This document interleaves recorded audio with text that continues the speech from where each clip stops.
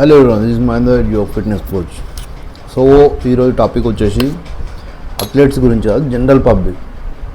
రెగ్యులర్గా జిమ్కి పోవాలి, ఎక్సర్సైజ్ చేయాలి, ఫిట్నెస్ని మెయింటైన్ చేయాలి, హెల్దీ లైఫ్ స్టైల్ని మెయింటైన్ చేయాలనేది అందరికీ ఉంటుంది, ఐడియా ఉంటుంది. కానీ పోలేరు. ఫస్ట్ ఒక 2-3 వేలు మంచిగా మోటివేట్ అయిపోతారు, తర్వాత ఆపేస్తారు, మళ్ళీ పోతారు, మళ్ళీ ఆపేస్తారు. సో ఇట్లా కన్సిస్టెన్సీలో ప్రాబ్లం వస్తుంది అనమాట.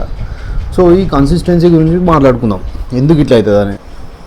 ఎవరికైనా సరే ఇప్పుడు ఫస్ట్ 3 మంత్స్ స్టార్ట్ చేసినప్పుడు మంచిగా మోటివేట్ అవుతారు, మోటివేట్ అయ్యి జిమ్కి వస్తాం. స్టార్టింగ్లో అంత కొత్త కాబట్టి న్యూ మిషన్స్, మంచిగా మజిల్లో పంప్ వస్తుంది స్టార్టింగ్లో. సో అంత మంచిగా ఉంటే స్టార్ట్ చేస్తాం. ఒక 3 నెలలు అయినాక 4 నెలలు అయినాక మెల్ల రొటీన్ బోర్ వచ్చేస్తుంది. సో ఎవరికైనా సరే, మీ ఒక్కరని కాదు, ప్రతి ఒక్కరికి ఒకే యాక్టివిటీని చేస్తుంటే బోర్ వస్తుంది. అప్పుడు ఏం చేయాలి? బోర్ వస్తుంది, ఆపేస్తుంది. మళ్ళీ 3-4 నెలలు అయినాక మళ్ళా మోటివేట్ అయ్యి మళ్ళా జిమ్కి పోతారు. సో ఈ 3 నెలలు మాత్రం ఏం చేయడానికైనా రెడీగా ఉంటారు, వెయిట్ లాస్ కానికే కానీ, వెయిట్ గెయిన్ కానికే కానీ, ఇట్లా. కానీ 3 నెలలు మూడు పోయిన తర్వాత మళ్ళీ బ్రేక్ ఇస్తారు, మళ్ళీ వస్తారు, మళ్ళీ ఏం చేయడానికైనా రెడీ ఉంటారు. ఎంత స్ట్రిక్ట్ డైట్ చేయడానికైనా రెడీ ఉంటారు, ఎంత హార్డ్ కోర్ వర్కౌట్ చేయడానికైనా రెడీ ఉంటారు. కానీ ఒక 3-4 నెలల తర్వాత మోటివేషన్ పోతుంది.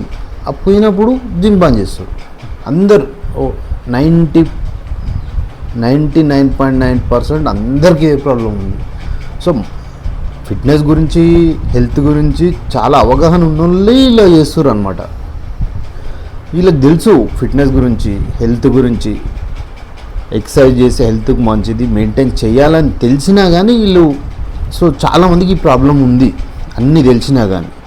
సో ఇక్కడ ఏం చేయాలంటే, ఇప్పుడు మీకే కాదు ఎవరికైనా సరే ప్రతి ఒక్కరికి ఒక రొటీన్ చేస్తున్నప్పుడు కొన్ని రోజుల తర్వాత బోర్ రావడం అనేది హ్యూమన్ సైకాలజీ అది. సో కొన్ని రోజులు అయినాక బోర్ వస్తుంది. ఇప్పుడు నువ్వు ఎక్సర్సైజ్ స్టార్ట్ చేసినావు, ఒక 2 నెలలు అయింది, 3 నెలలు అయింది, నీకు బోర్ వస్తుంది. బోర్ వచ్చినప్పుడు ఏం చేయాలి? సో ఎక్దమ్ జిమ్ ఆపేయద్దు. ఏం చేయాలి? నీ బ్రెయిన్ ఎట్లా చెప్తుందో అట్లా లో ఇంటెన్సిటీ వర్కౌట్ అన్నా చేయాలి. సో వర్కౌట్ రొటీన్ అన్నా చేంజ్ చేయాలి. సో హెవీ వర్కౌట్స్ కాకుండా, హెవీ వర్కౌట్ని నీ బ్రెయిన్ అలౌ చేస్తలేదు, బాగా ఇరిటేషన్ ఉంది అనిపిస్తే లైట్ వెయిట్ చేయాలి. జస్ట్ జిమ్కి వెళ్ళి వాకింగ్ అయినా చేసి, లిటిల్ బిట్ 2-3 మిషన్స్ అన్నా చేసి రావాలి. సో ఇట్లా నీకు మూడు లేనప్పుడు ఇట్లా చేస్తుంటే మళ్ళీ ఒక 3 months 4 months ఇలా చేస్తుంటే మళ్ళీ బ్రెయిన్ సెట్ అవుతుంది అనమాట, మళ్ళీ ఒక మోటివేషన్లోకి వస్తుంది. సో అప్పుడు మళ్ళీ మనం సీరియస్గా డైట్ తీసుకొని మళ్ళీ వర్కౌట్ని కొంచెం హెవీ రేంజ్లో చేసినాం అనుకో, ఇట్లా చేస్తుంటే నీకు బాడీలో కూడా చేంజెస్ వస్తాయి. ఇట్లా 3 నెలలు బంద్ చేసి మళ్ళీ 3 నెలలకు వచ్చి నేను ఏమన్నా చేస్తా, స్ట్రిక్ట్ చేస్తా, అది చేస్తా, ఇది చేస్తా అంటే ఏం కాదు. ఇట్లా కన్సిస్టెన్సీలో లేకపోతే ఏం కాదు. ఏదో అనుకుంటాం మనం, కానీ అది చేసేసి నువ్వు సీరియస్గా ఉంటావు, ఏది చేయనికైనా రెడీగానే ఉంటావు.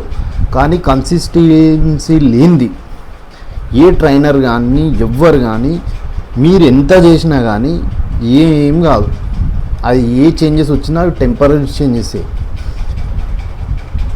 ఏం సింపుల్ రా. జిమ్కి పోవాలి, ఎక్సర్సైజ్ చేయాలి, హెల్దీ ఫుడ్ తినాలి, బస్ కామ్ కథం. దీన్నే రిపీట్ చేయాలి. సింపుల్ థింగ్స్ని మనం లైఫ్ టైం ఫాలో అవ్వగలుగుతాం. కాంప్లికేట్ థింగ్స్ని కొన్ని రోజులు మాత్రమే ఫాలో అవ్వగలుగుతాం. అందుకే ఎప్పుడైతే మనకు వర్కౌట్ మీద కానీ, జిమ్ చేయడం మీద కానీ మనకు మూడ్ పోయినప్పుడు ఏం చేయాలంటే ఆ ఎక్సర్సైజ్ మెయింటైన్ చేయాలి. లో ఇంటెన్సిటీ. నువ్వు పోయి ఆడ హెవీ వెయిట్లు లేపాలని ఏముంది, నీకు మూడ్ ఉన్నప్పుడే మంచిగా. ఎట్లయినా హ్యూమన్ సైకాలజీ ప్రకారం కొన్ని రోజులు మూడు పోతుంది ఎవరికైనా సరే. ఒక 3-4 నెలలు మూడు పోతుంది, మళ్ళీ 3-4 నెలల తర్వాత మళ్ళీ మైండ్ సెట్ అయిపోతుంది, మళ్ళీ మంచిగా చేయాలనిపిస్తుంది. ఆ టైంలో నువ్వు మళ్ళీ బిగినర్ లాగా చేస్తే ఏం ఫాయిదా ఉండదు.